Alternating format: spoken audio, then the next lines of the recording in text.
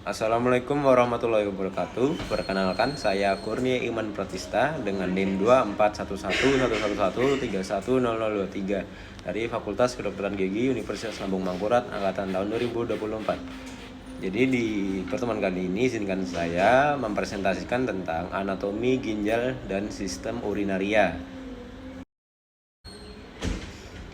Pertama, yang pendahuluan terlebih dahulu, apa itu sistem urinaria? Urinaria adalah suatu sistem di mana terjadinya proses penyaringan darah sehingga darah bebas dari zat-zat yang tidak dipergunakan oleh tubuh lagi. Dan sistem urinaria itu menyerap zat-zat yang masih dipergunakan oleh tubuh.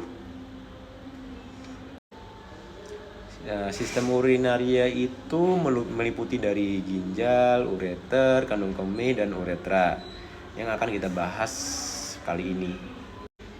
Pertama adalah ginjal. Dapat dilihat itu adalah kalau struktur ginjal kalau kita belah kelihatan rongganya. Pertama, secara tampilan ginjal itu berbentuk seperti kacang berwarna merah tua. Panjang ginjal itu sekitar 12,5 cm, tebalnya 2,5 cm, kurang lebih sebesar kepala tangan. Pada laki-laki berat ginjal antara 125 gram sampai 175 gram. Kalau pada perempuan berat ginjal itu antara 115 gram sampai 155 gram. Kalau secara lokasi atau tata letaknya, ginjal itu terletak di areal yang tinggi, yaitu pada dinding abdomen posterior yang berdekatan dengan dua pasang iga terakhir. Organ ini merupakan yang retroperitoneal dan terletak di antara otot-otot punggung dan perioneum rongga abdomen atas. Masing-masing ginjal memiliki sebuah kelenjar adrenal di atasnya. Ginjal kanan itu terletak lebih ke bawah dibandingkan ginjal sebelah kiri karena adanya hati pada posisi tubuh bagian kanan. Kemudian jaringan ikat pembungkus ginjal. Ginjal itu terbungkus. Yang pertama pembungkus terluar itu namanya fascial renal. Kemudian kedua itu lemak perirenal, jaringan adiposa yang terbungkus fascia ginjal. Yang ketiga itu kapsul fibrosa, membran halus transparan yang langsung membungkus ginjal dan dapat dilepas dengan mudah. Komponen sistem urinaria yang selanjutnya adalah ureter.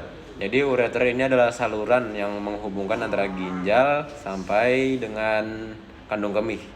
Jadi ureter secara definisinya itu panjang ureter itu 25 sampai 30 cm, diameternya 4 sampai 6 mm.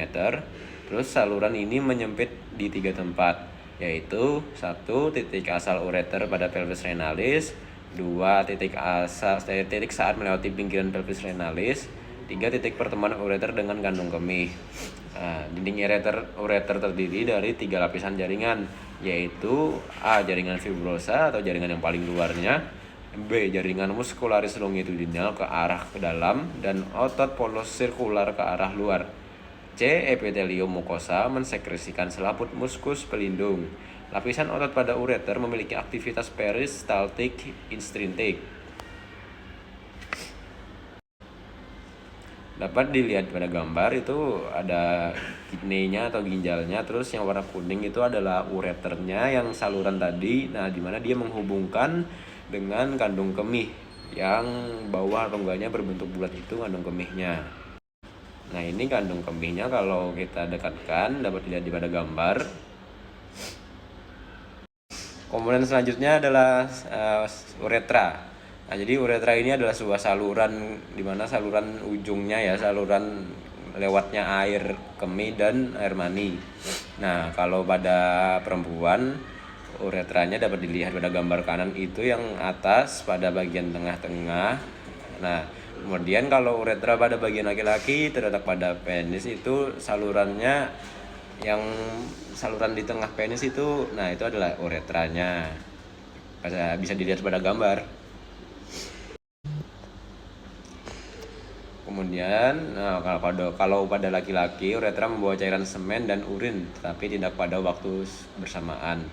Uretra panjangnya mencapai 20 cm melalui kelenjar prostat dan penis.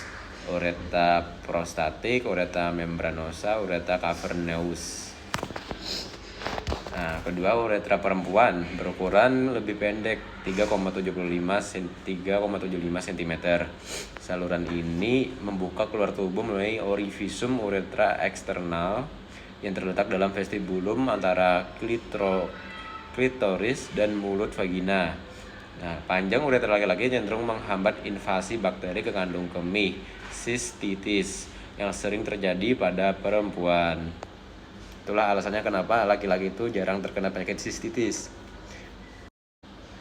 Nah, kemudian ada proses terbentuknya urin atau urinasi. Nah, tahapan pembunuhan urin sendiri pertama itu filtrasi terlebih dahulu di glomerulus.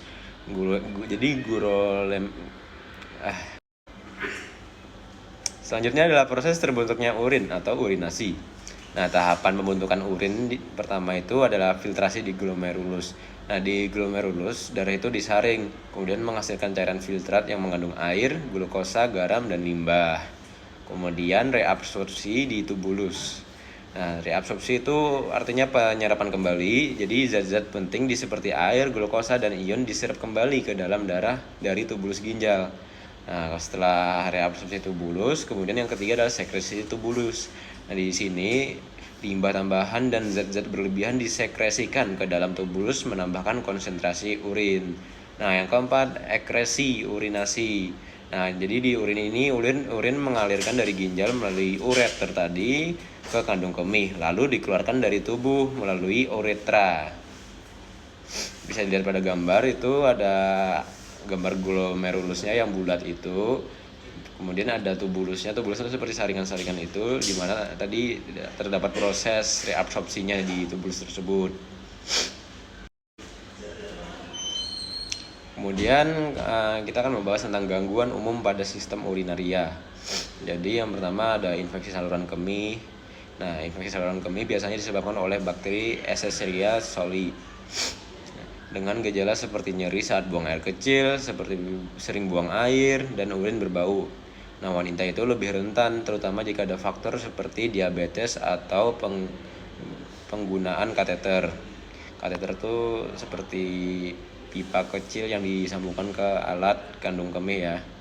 Kemudian adalah batu ginjal. Nah, batu ginjal itu terjadi akibat kristal mineral di ginjal dengan gejala nyeri punggung, mual, muntah, dan darah dalam urin, dehidrasi, obesitas, riwayat keluarga, dan makanan tinggi urin meningkatkan resikonya juga. Kemudian adalah gagal ginjal. Nah, gagal ginjal disebabkan oleh kerusakan nefron. Nefron itu di dalam glomerulus yang menurunkan fungsi ginjal. Terdapat dua jenis. Nah, ada gagal ginjal akut, mendadak bisa pulih, dan kronis bertahap, perlu perawatan jangka panjang atau transplantasi. Kemudian adalah inkontinensia urin. Nah, inkontinensia urin disebabkan oleh kelemahan otot atau kerusakan saraf dengan jenis stres, urge, dan overflow. Faktor risikonya termasuk usia, kehamilan, obesitas, dan kondisi medis.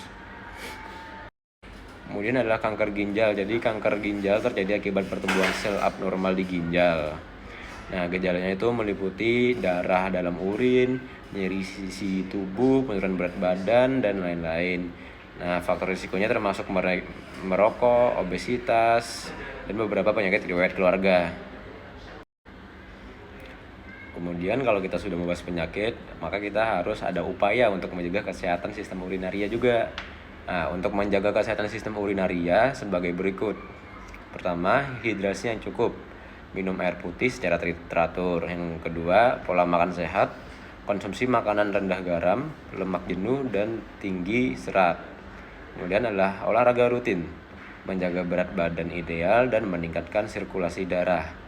Kemudian hindari menahan buang air kecil. Nah, hindari air buang kecil itu untuk menjaga infeksi saluran kemih. Kemudian periksa kesehatan ginjal secara rutin terutama jika memiliki faktor risiko. Jadi kesimpulannya, anatomi ginjal terdiri dari struktur seperti glomerulus dan nefron yang berperan penting dalam penyaringan darah dan pembentukan urin.